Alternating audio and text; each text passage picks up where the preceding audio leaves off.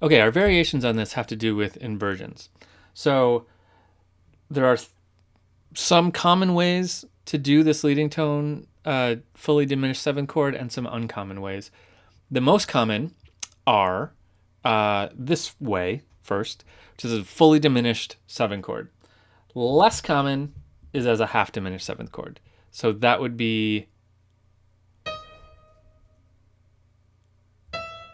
that, raising that seventh up to a natural. That's less common. It doesn't have the same amount of pull. Let's hear it.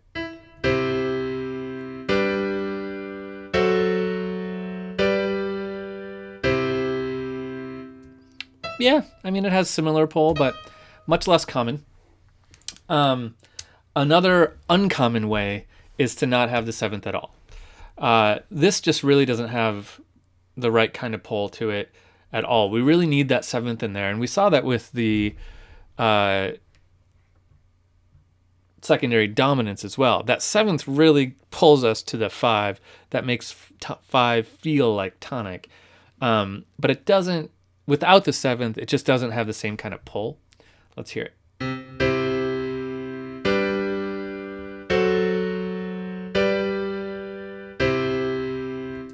There's some there, but it's not the same, right?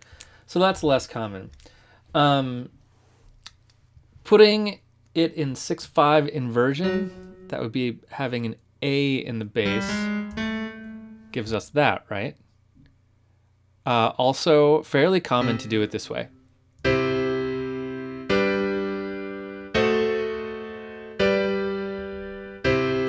That gives us a nice A and then falling down to land on G. Not bad. Also, we could put a C in the bass, which is putting the seventh chord in the 4/3 inversion. Let's hear that.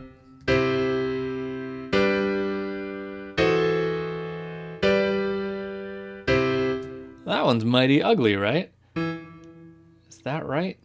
Nope, because I put an E in the bass. Smooth. Okay, let's put the C in the bass this time.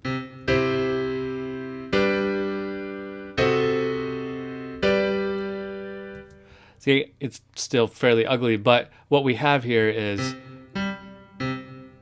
right, this pattern repeating that can be useful to us. In the right context, that would sound pretty good. So most inversions are totally okay, including root position. I like root because it gives us that nice leading tone to 1, or to 5 in this case. But in order for this to really work as a leading tone to 5, we really need fully diminished seventh chord, I should say. Okay, cool. So with that, let's move on.